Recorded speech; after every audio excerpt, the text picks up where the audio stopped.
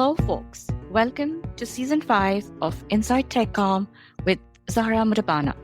This season, we are focusing on tools, tips, and strategies to elevate your craft. Let's dive right in. Hello, listeners. Welcome to another episode of Inside TechCom with Zahra Mutabana. This is going to be the last episode for this season, and I'm excited to have Selvaraaju Murugesan. Selva is from Kovai.co, and he focuses on integrating AI features into Document 360, a knowledge-based SaaS. He's an active community member in the technology and documentation space, and his recent article, Is Your Content Ready for Gen AI-Based Agents, was featured in the TC World magazine. He is the head of data science. With that, Selvaraju, welcome to my show. I'm excited to be talking to you today. Yeah, thank you for hosting me, Zora. Yeah, it's my pleasure. Thank you for writing this article, because I think this is kind of the need of the hour. How do we think about how the roles of content creators, specifically technical writers, are evolving, but also what do we do with the content that we have? And how do we take it to a place where it can be consumed by generative AI and repurposed to how humans consume it? So I think we're going to talk about all that. So Selva, tell me a little about yourself. Let's dive in. Yeah, I'm not a tech writer by profession, so I'm an engineer by profession. In fact, I did mechatronics engineer, which is sort of dealing with machines, especially with the hardware and stuff like that. Then I did masters in electronics engineering from La Trobe University, Australia, where I get an opportunity to continue with my post-graduation in PhD in computational mathematics. So in terms of technical writers, I'm very far away from what the profession is. But having said that, I wrote a 15,000 page thesis in 6 months. So I get into a bit of writing, okay, in terms of obviously conveying all this technical knowledge I have into putting into thesis. But having said that, over a period of time, I work for a lot of SaaS companies, especially in the data science space. And with the current company I'm part of, which is Kovai.co, I get to manage the documentation team for more than 3.5 years. And I managed a lot of tech writers, producing a lot of SaaS product documentation, troubleshooting guides, liaising with that. And that's how I ventured into technical writing. And the most fascinating world of the tech writers, the whole ecosystem, the tools, the practices, and the frameworks. And it all amazes me in terms of producing a simple troubleshooting guide or a how-to article or something like that. Takes so much research and effort in crafting that article. I fundamentally believe that it's an art by itself, and I was fascinated by this technical writing, and that's how I ended up.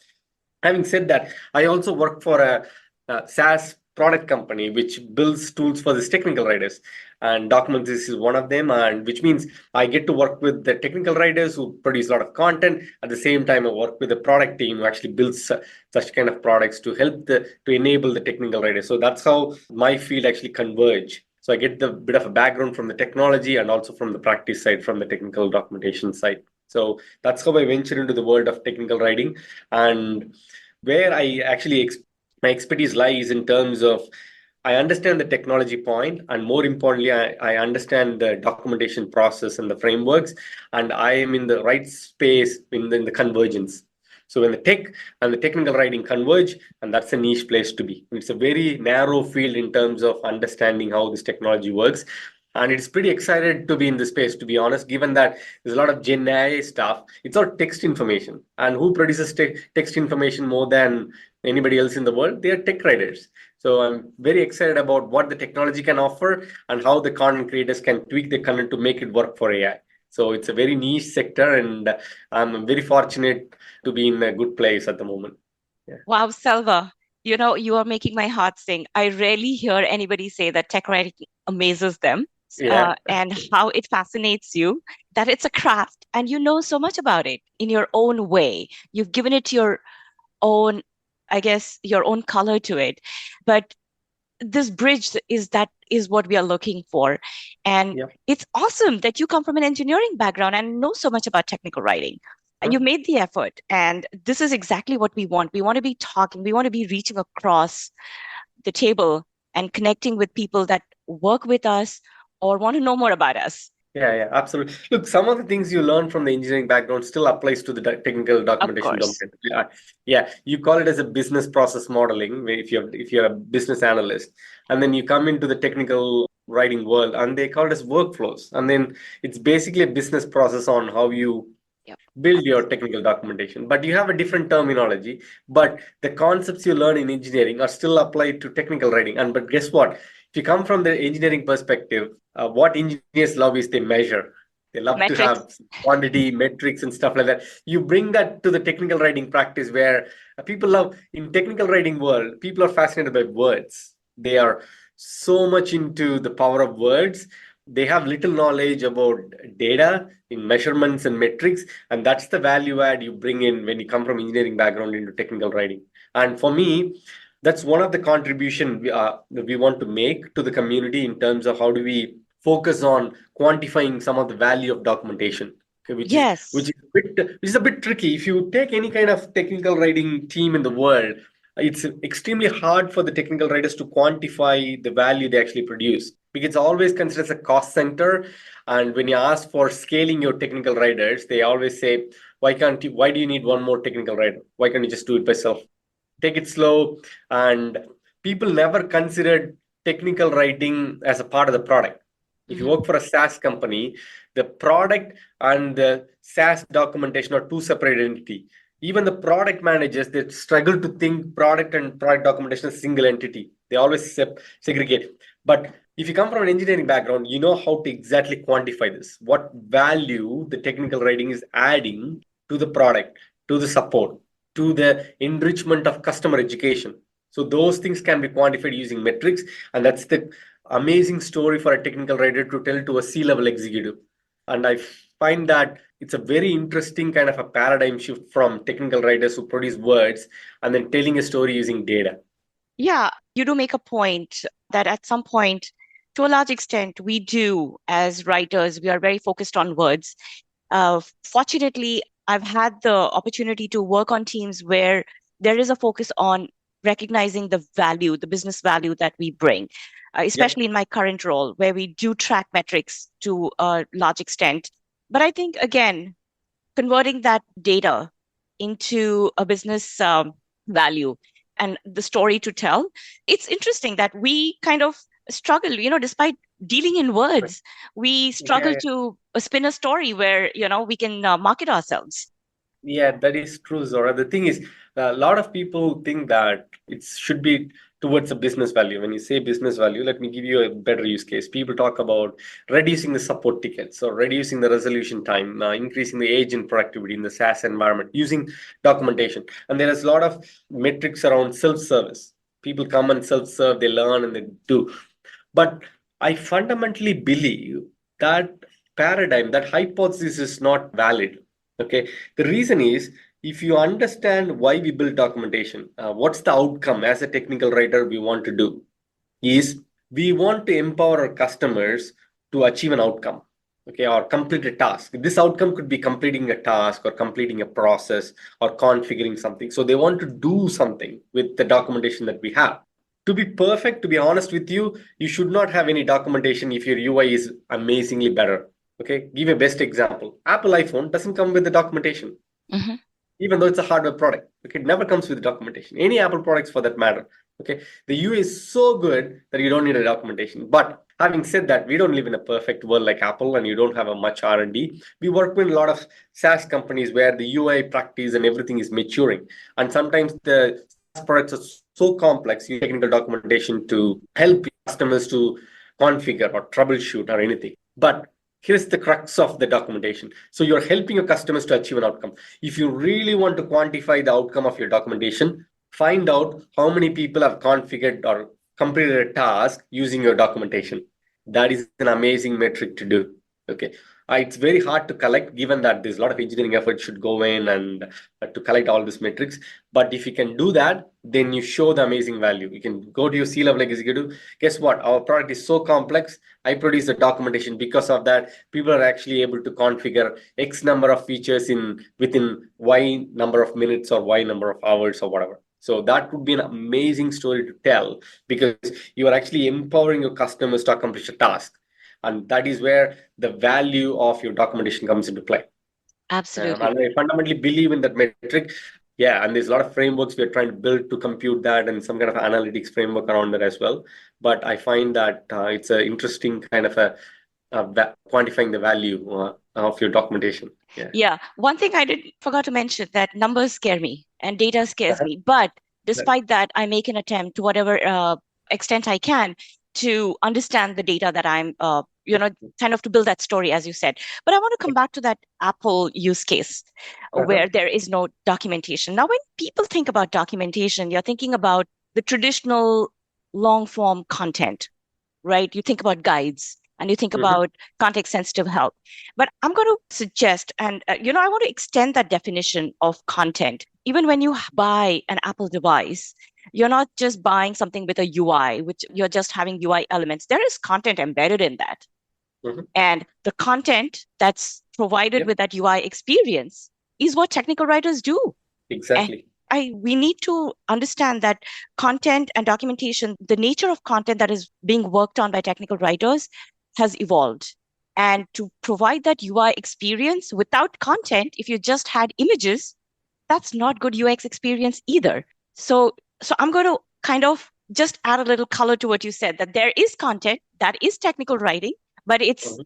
it's in the context of the user experience. We are not providing something where you go off the UI experience and you need to read. That content is what is guiding you through that experience actually. It's sort That of is true. Yeah. it's part of the product actually. That's what I think you were trying to suggest. Yeah, that's right. So if you look at the design philosophy of when you build any kind Yes. of just a hardware product or a software product, the design philosophy has to you have to treat product and its associated documentation as a single entity rather than Yes. as a separate entity. In terms of the experience, it has to be very native in the product itself. The documentation should not be a distraction where it takes you to another page or maybe loads in another browser, another tab. So it actually creates a friction in terms of the experience. So that's the user experience component you're talking about, the documentation part. And I fundamentally believe that the product and the documentation should work seamlessly inside the product, creating that rich, what we call it as a knowledge experience. You not only tell them how to do this, and then that becomes a habit, but most importantly, oh, I learned something new here. Not by reading a bunch of articles written by a tech writer, but guess what? It's inside the product. It's giving the context, and I'm learning while I'm inside the product. I believe that that's magical Yes, I experience. think you're right. Yeah, It is magical because the objective of we talk about design, the design principles, you're trying to reduce the cognitive load of the user. And as you said, yeah. you want to reduce that friction. So if it's such a unified, streamlined experience where content, you're not even thinking about content, I Mhm. think as you won your product design itself because you've just eliminated the difference between that wall that exists between content and product. Fascinating. This is exactly what we are striving for to kind of bridge that design and content experience. In fact, Yep. I have my latest episode that went out with Scott Abel. He's known as the content wrangler. He hosts several webinars. We talk about content experience, where every team that is creating content, there is such a wall that we are thinking more about content than the customer at this point. And how do you Yeah. provide that unified content experience where you're taking away that friction? Look, we have a different take on content. Of course, the content is a more commonly used word. We Mm. use the word knowledge, Mhm. and I fundamentally believe that if you look at the whole paradigm, I mean, from evolution, we created data, we created information, but there comes the knowledge. I fundamentally believe in knowledge. As a technical writer, we are creating new knowledge or enhancing the existing knowledge, and that's what we do. I think content kind of puts the technical writing perspective in a paradigm where it doesn't show the value or the impact they're trying to create. I fundamentally believe that the technical writer's work is to create new knowledge or enhance an existing knowledge. And what we need to think about is in terms of creating that rich knowledge experience. How Mm. do I come into a product or a documentation where I feel like my knowledge is enriched and I feel glued into this product because the product and the documentation work seamlessly. If I get stuck, there's an in-app assistance or the product is trying to help me out with the right kind of tips, nudges, or any kind of a in-app tutorial kind of thing where it comes and shows me, oh, I've learned it, I know how to use it, and it just disappears. So that kind of experience is what makes a product a great product. Yeah, I love the presentation of, or rather the take of knowledge experience. And that's what we are creating. That's the value we are Yeah, bringing. I love that take, absolutely. especially we are trying to reach across the aisle and try to understand. So you are kind of telling us what value we bring to you, which is Yeah. great. Yeah. No, look, absolutely. Look, the more I get into technical writing world and understanding the ecosystem, there's a lot of things that the technical writer has been doing for so long years. And what we're trying to do is having a framework and then telling them the amazing work they've actually done in the past. Okay. And then helping the future people that there is a value in what we do. And I fundamentally believe that the technical role as such, given there's a lot of anxiety about Gen AI coming and taking over, especially technical writing, because we produce a lot of textual, unstructured information. And I fundamentally believe that the Gen AI is not going to take away any of the technical writing job.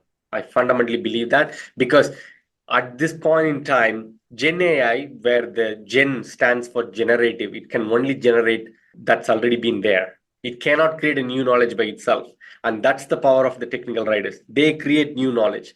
Nobody in the world create new knowledge except technical writers, especially for any kind of documentation, procedures, policies. Right. They are the fundamental piece in this value chain of knowledge creation, knowledge organization, and knowledge sharing. So we've talked about the old and the new paradigm in your context, in the context of technical writing. And you also touched upon how technical writers are key to creating that Mhm. knowledge for generative AI. Now, the risk is real. Not all technical writers are embracing artificial intelligence, specifically generative AI. They are kind of, I guess, either fearful of it or dismissive of it. In Mhm. your opinion, since you have such an interesting take, what do you think technical writers should be doing to kind of own this? There's few things why technical writers abandon. Okay, let me list a few. Hmm. The first one is trust. How do you trust what Gen AI is giving you is truth? How reliable it is? How consistently it can produce the same output? To be honest, at this point in time, it's not trustworthy. When I say trustworthy, it is not 100% accurate. When I say 100% accurate, it cannot produce the same response 100% of the time, all the time. Hmm. It's not. And why? Because if it does, it just memorized everything you said. There's no AI component in it. So the nature of Gen AI is it is probabilistic in nature. That's how the technology has been. Always the AI is probabilistic in nature. It always produces output which are variable. And it falls under certain accuracy, but it just achieves the outcome to certain level of accuracy. And whenever there is a certain level of accuracy, which it can be given to a human consumption, and most of the technology guys they just roll it out. Okay, and there comes the problem. So I talk about the trust. The second one is in terms of how it can actually adapt to my style and then my own way of writing things, because generating stuff, how can I be sure that it is imitating my own way? It's very tricky to measure at this point in time. If I use certain words, certain style of writing, I don't think Gen AI can actually able to understand by few text. Okay, at this point in time, it's very tricky. You have to train your own model to for you have your own style and stuff like that. I mean, it needs a little bit of time. I don't think anybody is focusing on that at the moment. All the Gen AI technology is very generic and then very generalized at this point in time. The third one, of course, is the fear in terms of adapting it. If I use it, yeah, I can be productive. Then what is the value add I bring in? I write articles at this point in time. If you're saying that I have a Chat GPT plugin that can be put into Teams, when you record, when you come out of the meeting, it's already drafted article. That puts my job in jeopardy. Okay? Right. And that's the fear factor I talk about. And these three concerns are completely valid. Is absolutely there. But as a tech writer, you need to prepare for certain things. The trust factor, it's going to improve. The new models they are actually launching, it's a lot more accurate. It has reduced hallucination. So the trust factors and able to produce the outputs very consistently in terms of reliability, it will be there. Okay, over a period of time, it'll be absolutely there. And the second thing, in terms of understanding your style and then able to execute some of the certain tasks in your own style, adhering to your company policies, your style guides, and everything, it will be there. Okay. Third one is, instead of fear, we should embrace it. I keep telling in a lot of the meetups I go to, if you think that as a technical writers you will scale your team from 1 to 10, forget it. In the future, there will be like one technical writer in the entire SaaS company, even if they are multi-product SaaS company managing portfolio of products, will be like one technical writer in the team managing multiple LLM agents. So I fundamentally believe the future of technical writing, where the technical writer will be managing multiple digital workers. We call it as an agents who can do tasks as per your policies and your command. That's the world you need to be prepared for. And guess what? Most of the tool vendors are already incorporating some kind of a technology into their tools already. If you talk about knowledge creation, they already have a lot of tools where you can actually generate a content outline, you can do taxonomy, you can do a lot of amazing stuff with the information architecture, you can rephrase things, you can actually enhance the knowledge from your support tickets, you can do all these things amazingly. And when you talk about all this knowledge sharing and dissemination of the knowledge, you talk about having a generative search experience, just like Google.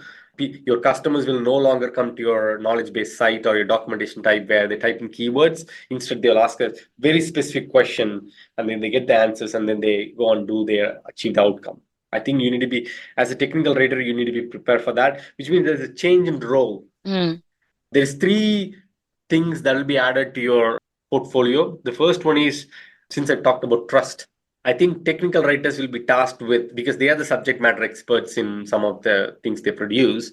So they will be wearing a hat of evaluating the response from the Gen AI tool. Okay, so that's the first new responsibility that gets added to their plate. Evaluating the response of all the Gen AI. I mean, which means they just go type in an answer, find out whether that's the right answer that's being generated. If not, add the manual input, give the feedback to the Gen AI agent or the tool so it can actually improvise, learn over a period of time. So that's one. The second most important thing is in terms of guiding this Gen AI agents with certain kind of vocabulary, okay? The business vocabulary. Let's say in your pricing plan of your SaaS platform, let's say you're using a term called members, okay? So there's you price your product based on the number of member seats you have, but your customers are going to come and type something like, how many user license do you have in the pricing plan? Remember, you use the word member in all your technical documentation, but your customers are actually using your word called user license. So which means as a technical writer, you have to give clarity to Gen AI in terms of what this means. Okay, so which means there's a lot of curation you have to do for business glossary and then incorporating into your technical documentation and stuff like that. And the third most important thing is, how do you bring richness to your documentation, which means it's just not textual content. The future of the LLM is going to be multimodal. How do you bring in all the information like text, video, audio, everything, and let your customer decide what medium they want and how they want to do it? Okay, and that's something a technical writer have to learn over a period of time. Writing this content based on the personas, they're all gone. Now you write a generic content, it's the customer who decides what kind of persona hat they want to wear. And then they can go on to the generative AI. Hey, I am a 4-year-old baby. Explain about this Salesforce documentation in layperson terms. And it beautifully writes in, I mean, you as a technical writer, you never write that content, but it's able to take your content, which is written in a generic way, and able to reduce it to the format and the medium and then the language your customer want. So they have the freedom now. As a technical writer, you have to give that freedom and then trade off with something else, but you have to give it to the customers now. So they have the freedom to wear any persona and then ask any kind of questions. Yeah. Great points, Selva. Really interesting. What I really liked about how we have to pivot is tech writers will be managing LLMs, the large language models, and the training of those large LLM language agents. models. Yeah. LLM agents. But in that little nugget, it appears you also mentioned that instead of 10 technical writers, there's going to be that one technical writer, which means I think that fear is valid, that either you evolve or that role is going away. Because I just wanted you to address that, because I think we sort of contradicted ourselves here. Yeah, correct. So I didn't say that it's going to be the technical writer will be obsolete. I said it's a reduced headcount. I never said the technical writing profession is going to go away. Okay. What I'm trying to say is, given the impact of the technology, you will see reduced headcount of Mm. number of technical writers working on particular documentation. The AI agents and the tight integration with other tools will help technical writers to be efficient and effective at the same time. So if you look at the basic tasks, Zora, in terms of what technical writers do day to day, okay, they go sit on a meetings, they listen to a lot of product calls, feature calls, and they draft an article. And then they also enhance it over a period of time. And then they also go and produce screenshots Mhm. as per the style guides. I'm talking about typically about the SaaS documentation here. Mhm. And then they come with the other admin overheads. For example, when you publish in a tool or something, they need to write SEO description, title, and they work on the taxonomy, the content design itself, and stuff like that. And then they do the process, the workflow process. They go to the peer review, and then they get published. Okay. If Right. you look at the whole value chain, the value stream of what value as a technical writer I am trying to produce, and the end of the value chain, your output stops when you publish the documentation. Okay, once it's live, anybody can access. That's where it stops. Right. But if you look at any of the activities that the technical writer do, there are a lot of things which are of no value or low value. For example, adding SEO meta description. Really, as a technical writer, I should be spending more on the content side, not writing this marketing SEO thing or generating tags or alt images. That should be taken away by the technology. In fact, it's a lot more better than a tech writer would do, understand the basic concept. So I fundamentally believe that what the technology is going to do is it's going to make a lot of time savings for the technical writer, and then it'll be a lot more efficient. Okay, with the time savings, then the technical writer should be mostly focusing on the high value task. So that's where I see a lot of companies will think about how we bring in the technology to assist the technical writers in terms of being a lot more productive and then focusing on high value, high priority workload.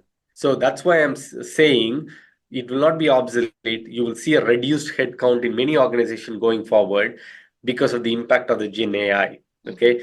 And it's not about the technical writing as a profession, it will still exist because we need to create new knowledge. And going forward, you'll see reduced number of hiring in terms of technical writing. Again, this is what I foresee. The number of technical writers in the world is already saturated. I don't think it's growing unless there's a lot of people retiring and then you need new people coming into the field. That is not also happening. It's just that the field is a little bit stagnant. The number of technical writers over the period. If you do a LinkedIn search and then if you compare, you'll know it's not like 10% increase or 20% increase in the headcount over a period of years. It's just very minuscule amount of increase in technical writers over the world compared to other profession where you see AI engineers, full stack developers. They're growing by 8%, 6% year on year, but not technical writing. And I feel like that's how it's going to be in the future. Okay, so I think you kind of painted a very realistic picture where the reality is also many technical writers are not going to college to study and graduate with a technical writing degree. We Yep. chance upon this field.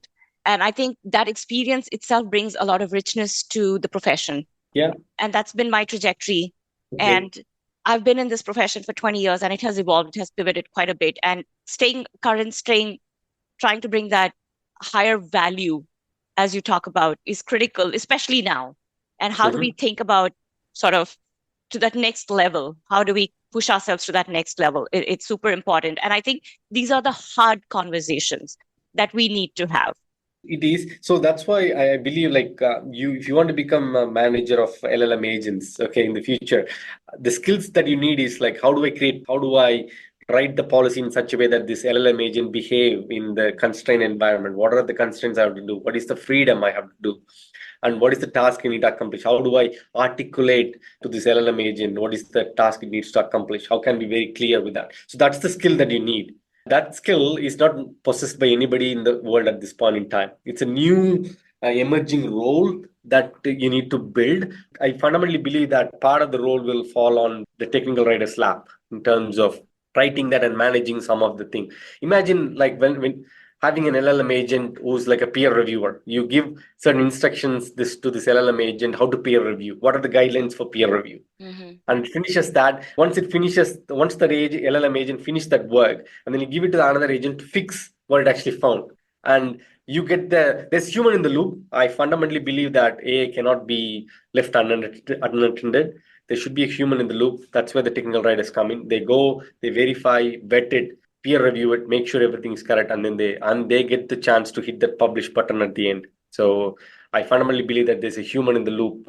So whenever you design a Gen AI product, especially for technical writers, having a human in the loop is very important design principle. Yes, you mentioned peer review, and I think I'm thinking it's a again an interesting take there because you're peer reviewing content of the LLM agents, and you've been talking a lot about LLM agents. Can you just, for the audience, just explain what an LLM agent is? So an LLM agent, in a nutshell, is a autonomous or sometimes having a human in the loop, which can accomplish a task based on the certain instruction that you provide. So that's what an LLM agent would do. The important paradigm when you compare to like a robotic process automation or even an API call is that it actually understands the instruction in a natural language, and it's able to execute that. And it can also communicate with another LLM agent or with a human if it needs any kind of certain directions, and it can actually do all the contractual negotiation on your behalf. So it's all happening under the hood. And you can have an LLM agent for content creation, you can have LLM agent for content review, style guide checking, proofreading. You can name any kind of the task that you do as part of your regular workflow as a technical writer, and everything can be an agent. Remember, agent can do only one task very, very good. So which means you can go narrow down. You can explain all the task in detail. And if you change a lot of a task and it becomes a process, and you can chain all these agents to accomplish a process go through a process so you can actually accomplish an outcome. So that's how you can think of them. Look, I believe that the technical writers, they won't even have a luxury of seeing all these agents because everything happens under the hood. Yeah. I fundamentally believe that they'll be seeing it or maybe clicking some buttons, but every single action happens under the hood. Yeah. Awesome. We've talked at length about, what technical writers should be thinking about and how the role is going to pivot. But then we have to think about the knowledge creation and that knowledge management. And that's what I believe your article is about. And I wanted to dive into that and have you share what it is in the article that you talk about. Yeah. So in the article, I talk about how do you refactor the content for Gen AI. So I'll tell you the interesting paradigm that's happening. So right now, so this is the old paradigm. In the old paradigm, let's assume how people discover knowledge. They always used Google search, and then they land up on your documentation. And then they go to your knowledge base search, and then they put some keywords and then find the information they need. This is a convoluted kind of a process. It's a long step process. And there's always a human, okay, involved to accomplish the task. They are the ones who read the documentation. But when the Gen AI came in, what actually becomes is it becomes an interface between the human and the documentation. As a human, I no longer go to your documentation. Of course, you can, but there is this interface, Gen AI interface that's there to get the information that you seek, any specific information you seek, and then through which the human can actually interact with. And what that article is talking about is how do you tell this Gen AI agent, how do you write for this Gen AI agent so it can actually understand and then translate that content that your customer need. Okay, it acts as an interface between that. And when you write for a Gen AI, it's a very different paradigm, to be honest.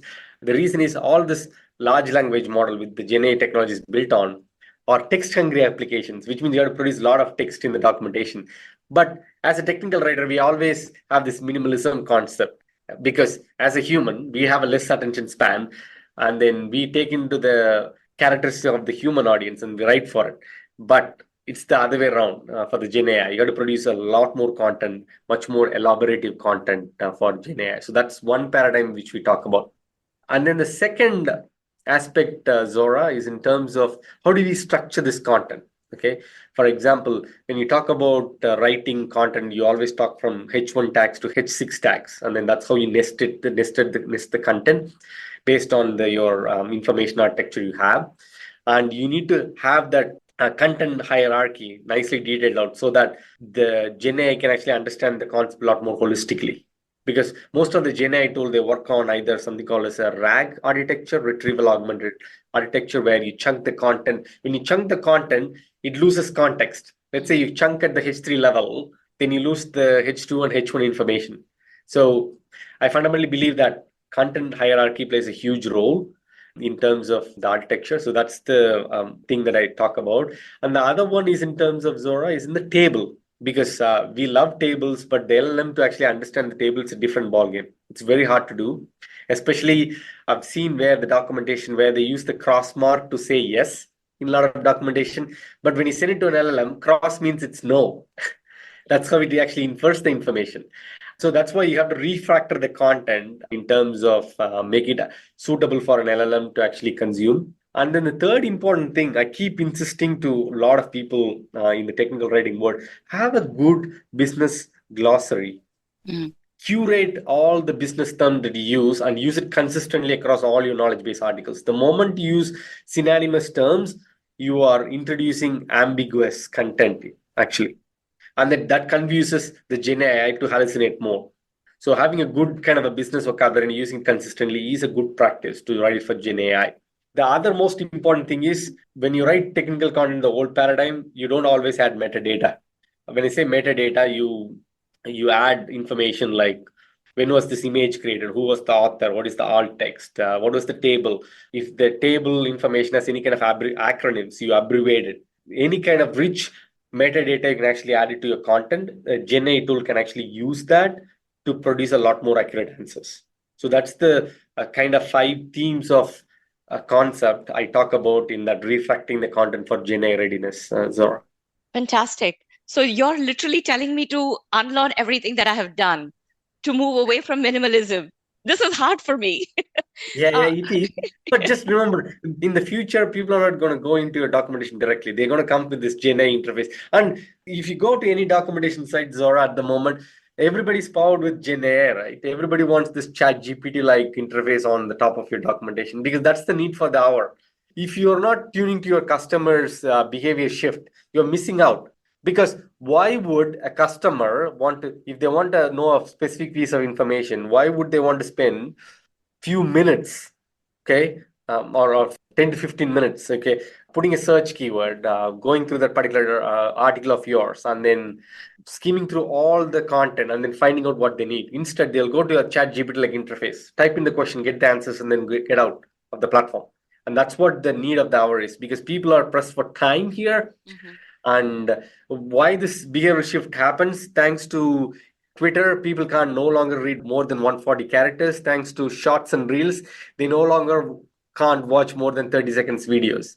And as a technical writer, we read so much content, so much videos that are more than 30 seconds long. It's not going to tune to the Gen Alpha or Gen Z or Gen Y kind of customers we have.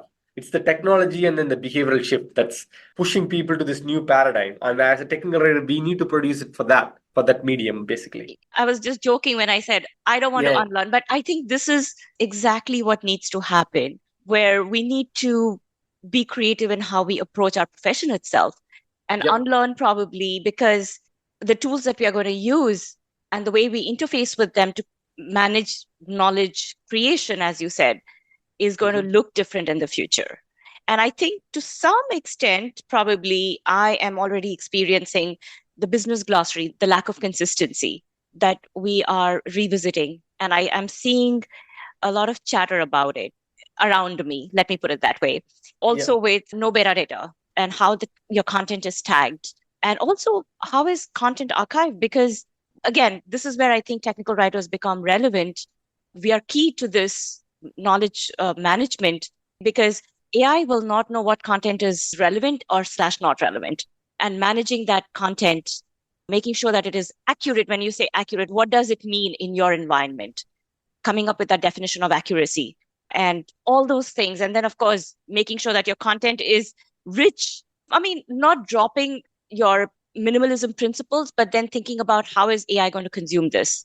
Correct. Correct. Exactly. So we can we can think about ways of, I know there's a lot of compromise we have to make. Do I write for humans who are still coming to my documentation, or do I write for a Gen AI bot where the future technology is going to be? There's a lot of questions about how do I optimize this for Right. experience.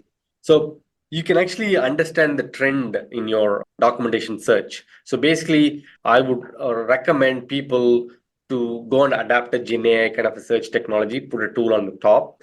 Then you look at how many people are actually using search keywords and how many people are actually asking questions in this new chat GPT like interface. Okay. Then once you have the numbers, it can actually tell you the story. How many people are actually using and where the adoption is, you can actually track the numbers over a period of time. And if more queries are coming to this chat GPT like interface, maybe you need to switch. People are no longer interested in reading your documentation. They come to chat GPT like interface, they ask a question in your documentation where they get the answers, and then they just move out to the product or try to accomplish some task with the new knowledge they actually gained. And if that's the behavioral shift you're seeing with the data, then shift. Then your content has to be a lot more elaborate. You put a lot of FAQs in the document to make the output a lot more deterministic. Then you have a lot more enriched vocabulary and use the terms consistently. You add a lot more metadata. Then you do all this refactoring of the content to suit for them. And that could be the new paradigm we need to shift. And that'll be a fascinating world. Absolutely. Look, if you look at it, people are having conversation with your documentation. Usually when you have conversation, you always have conversation with your support agent. But I have seen people having conversation with the documentation. I mean, that's a new paradigm, to be Right, honest. right. That's a great perspective. Selva, you mentioned that your company makes tools for technical writers. Yeah. And are these considerations being taken into account? Yeah, absolutely. Look, at Document 360, we recently launched Gen AI kind of technology called Eddy AI. And it actually covers two aspects to it. We cover in terms of content creation or the knowledge creation, where we provide a lot of tools for making technical writer jobs very easy in terms of creating an outline or creating a template, or how do I rephrase it, how do I improve the content in terms of flow, cohesiveness, checking grammar, punctuation, and everything. And we also build tools for reducing this content management. When I say content management, producing SEO metadata, all tags, all text for images, tags, related articles. How do you add related articles to a particular thing? Title recommendations for articles. So all this admin overheads that a technical writer do, we have a tools to actually offer suggestions to technical writers to pick one based on the intelligence that we gather around the content. And the other side is in terms of the search experience. So we have ADAI, Ask ADAI, where it can actually produce a chat GPT like a Q&A kind of a module on the top of your documentation. And it is very conversational in nature, where you can have conversation with your underneath your underpins your knowledge base. Is ADAI is something that you can expand that? Is that an acronym? No, it's just a name we give it to this AI, because we don't want to call it as a AI. I It, see. So it's yeah, the yeah. name of the It's the tool. name of the AI. Yeah, yeah. It's like Alexa and Siri. We want to keep it as a cool name like Eddie. Yeah. Oh, 80. Got it. I'm like, what inspired 80? Got it. Yeah. So I think that would definitely benefit us, considering how we have to pivot and rethink our roles. We've covered some good ground here, Selva. Hmm. I think we've had a pretty wholesome conversation about where technical writing was as a profession, Hmm. what we should be thinking about, and how it's going to evolve. We've covered that whole gamut. We've talked about refactoring of the content that we need to be thinking about and all the good nuggets in there. Anything else that you would like to add? Not so much, but one of the key vision we have is, especially for technical writing, just focus on knowledge creation, and that's where the whole thing around technical writing would come in. And I think if you focus only on that new knowledge creation, and just remember, new knowledge can happen anywhere in the organization. It can happen over a coffee chat in a kitchen, or maybe an informal coffee chat in a cafe. The most important thing for a technical writer is to capture that knowledge at the source, the new knowledge at the source, and maybe with the help of AI, with the data integration, anything, let it enrich. But most importantly, you need to mobilize that knowledge. Mm. And I think that's the value of the whole documentation would come in, especially with the technical writers profession. And I fundamentally believe that if the technical writers can focus on that particular mission of theirs, I think they would succeed in the future generations to come. Yeah. That's awesome. But that brings up a question. In this remote experience that we are Uh-huh. all in, to a large extent. The coffee chats are far and fewer. So how do you suggest we mobilize that content? Go to office. I'm just joking. It's very tricky given that we are in the remote situation. But having said that, if any of these conversations can be digitally accessed or digitally stored or digitally captured, you can use that knowledge.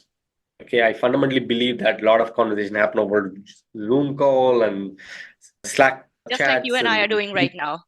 yeah, absolutely. And then what if we have a small chatbot in the Yeah. Zoom called Zora, and then it writes all the write-up for you as a blog, or based on your instructions, maybe it can create shorts, videos, and stuff like that that captures things. It's all happening at the moment, okay, It and is. that's where the world is heading. Yeah. Yeah. Yeah. I mean, that question was really to kind of for us to think a little bit about from a company culture perspective. There is a lot of this demand to return to office.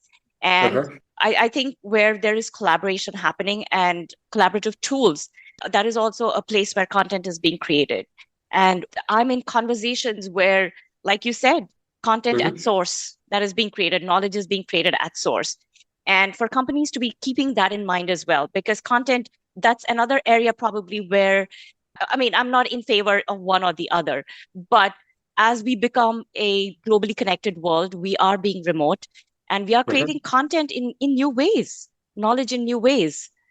And that's Absolutely. something to keep in mind, especially for the upper leadership, to keep that in mind. Yeah, absolutely. It doesn't have to, when I say that new knowledge has been created in another parts, the new knowledge can also can happen through a lot of support tickets that you have. So that's the support team.